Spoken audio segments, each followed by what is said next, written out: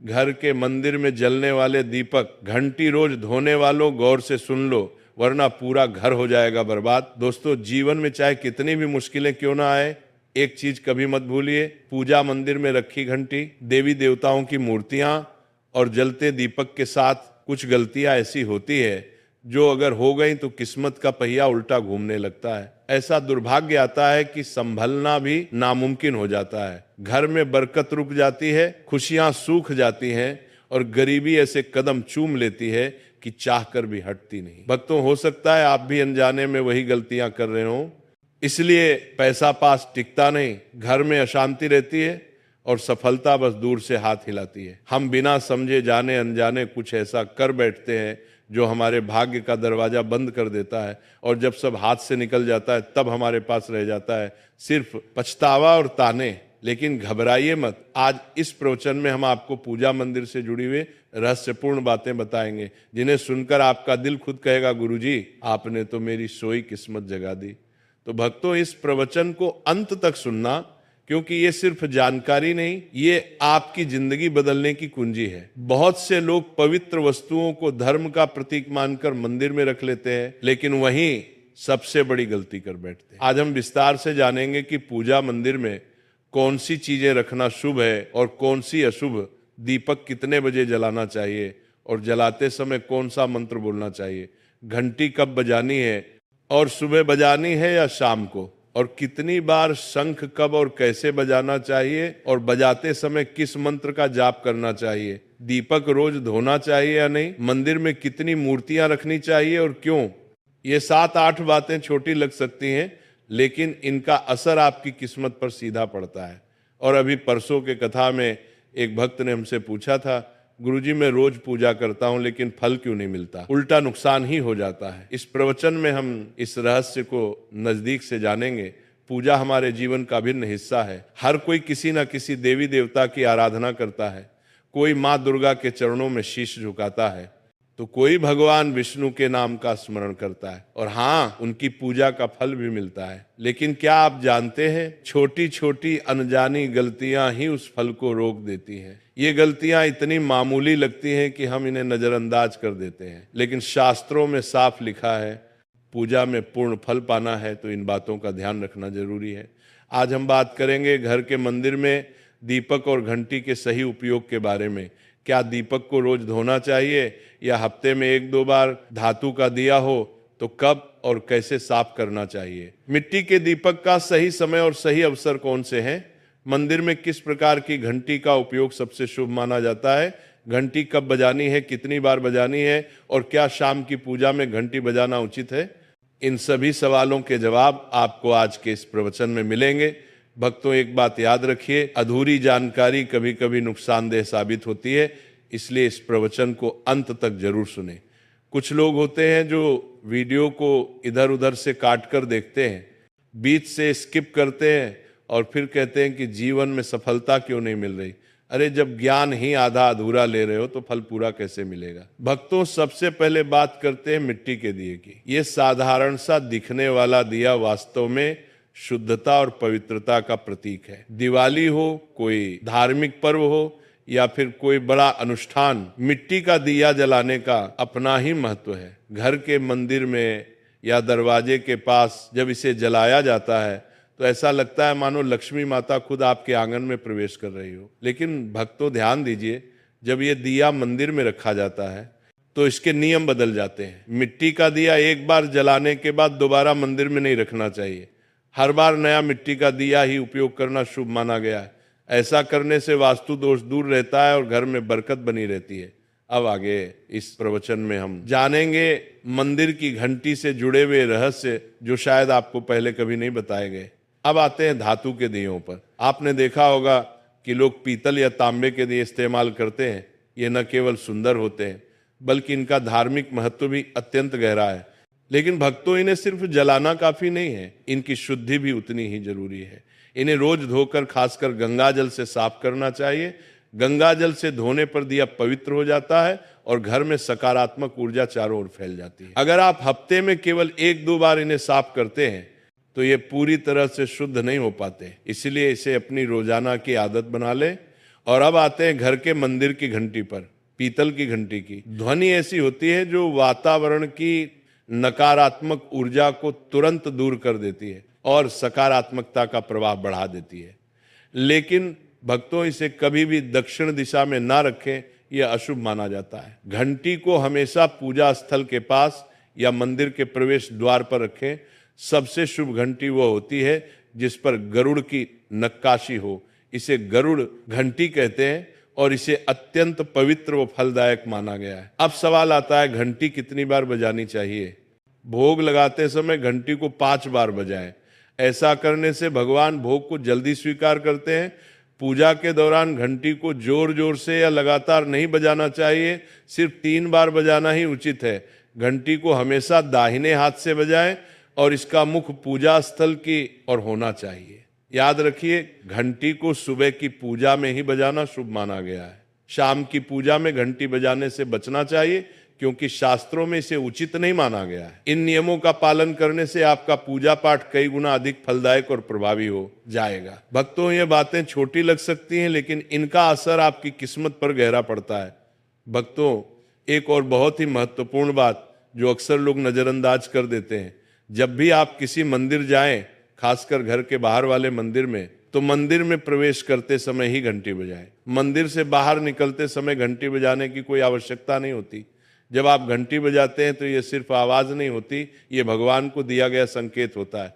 प्रभु, मैं आपके द्वार पर आ चुका हूं, आपकी शरण में हूं। एक बार घंटी बजाने का मतलब है कि आपने भगवान के दरबार में प्रवेश कर लिया है और पूजा आरंभ कर रहे हैं। 2 बार घंटी बजाने का अर्थ है कि आप अपनी प्रार्थना, अपने मन की बात सीधे भगवान के समक्ष रख रहे हैं।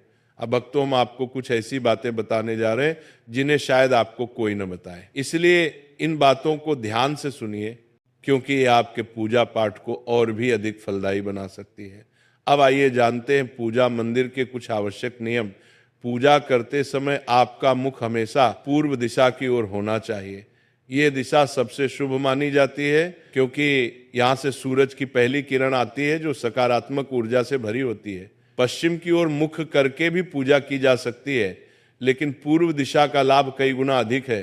घर की सीढ़ियों के पास पूजा घर बनाना अशुभ माना गया है, क्योंकि वहां नकारात्मक ऊर्जा का प्रवाह अधिक होता है। भगवान का आसन हमेशा आपके आसन से ऊंचा होना चाहिए। कम से कम 10 इंच भगवान की प्रतिमा को सीधे जमीन पर रखना अशुभ माना जाता है। ऊंचा आसन पूजा स्थल में सकारात्मकता और ऊर्जावान माहौल बनाए रखता है।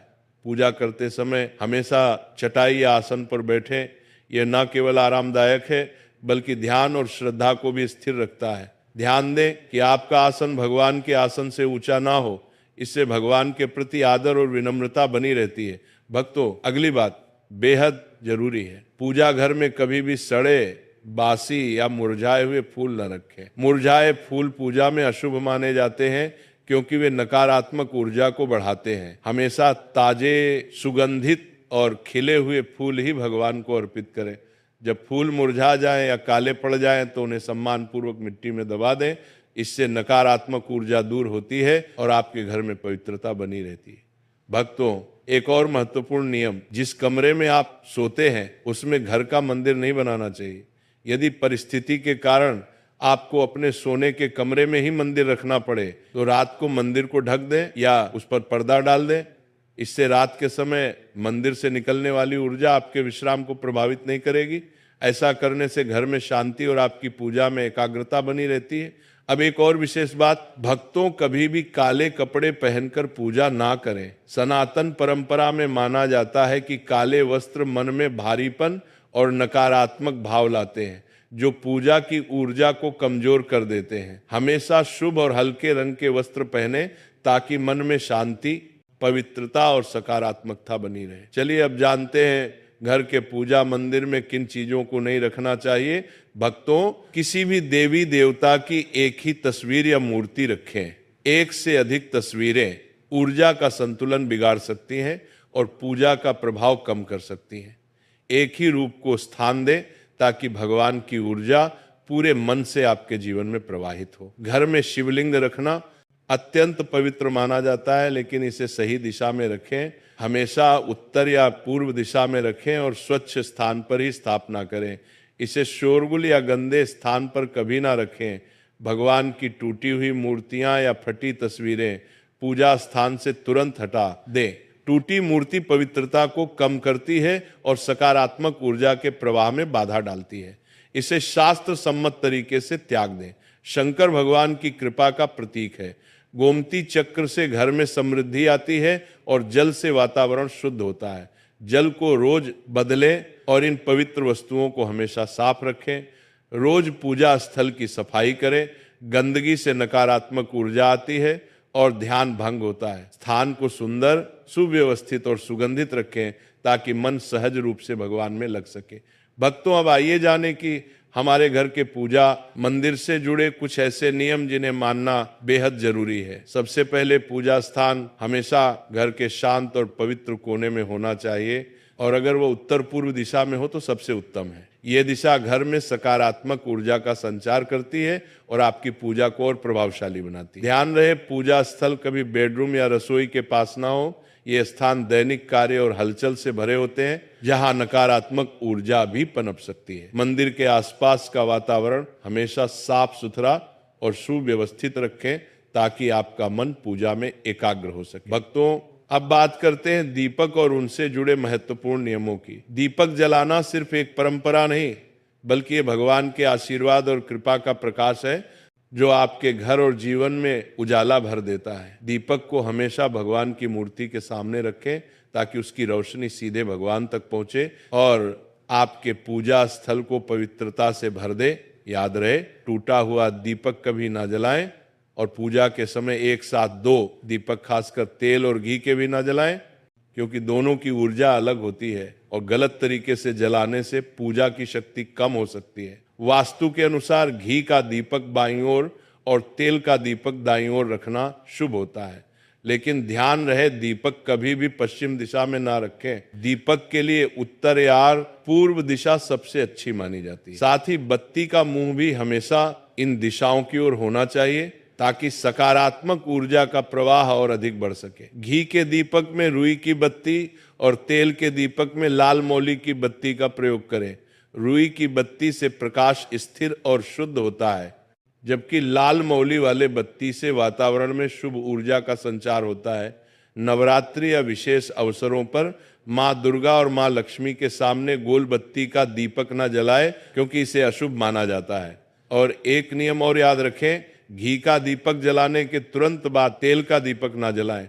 इनके बीच थोड़ा अंतर रखें ताकि वातावरण में संतुलन और पवित्रता बनी रहे। इन छोटे छोटे नियमों का पालन न सिर्फ आपके घर में शांति और समृद्धि बनाए रखेगा, बल्कि आपकी पूजा को भी अधिक फलदायी बना देगा। भक्तों, अब 6वीं बात ध्यान से सुनिए। दीपक हमेशा उसी समय जलाना चाहिए जब भगवान जाग रहे हों, जैसे सुबह के शांत और पवित्र समय में जब पहली किरणें धरती को छूती हैं, उस समय पूजा करते हुए दीपक जलाएं।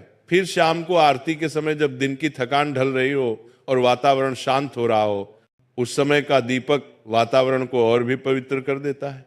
ये दोनों समय सिर्फ पूजा के लिए ही नहीं, बल्कि ध्यान और आत्मिक ऊर्जा को महसूस करने के लिए भी सर्वश्रेष्ठ होते हैं। इन पलों में दीपक जलाने से घर में सकारात्मक ऊर्जा का प्रवाह बढ़ता है और आपका मन भी निर्मल होता है। 7वीं बात भक्तों, दीपक जलाना केवल धार्मिक नियम नहीं है, वास्तुशास्त्र और ज्योतिष शास्त्र में भी इसका गहरा महत्व बताया गया है। दीपक जलाने से न केवल घर में सकारात्मक ऊर्जा का संचार होता है, बल्कि हमारे जीवन के 7 चक्रों को संतुलित करता है। ये नकारात्मकता को दूर करके वातावरण को शुद्ध करता है और आपके मन को शांति प्रदान करता है। दीपक की हल्की स्थिर लौ मानो भगवान का आशीर्वाद आपके जीवन को रोशन कर रही हो। इसलिए भक्तों, जब भी आप दीपक जलाएं, ऊपर बताए गए सभी नियमों का पालन जरूर करें। यही नियम आपके जीवन में भगवान की कृपा को स्थायी बनाएंगे और घर में सकारात्मकता का प्रवाह निरंतर बनाए रखेंगे। दोस्तों, इसी के साथ आज का सत्संग समाप्त होता है। राधे राधे।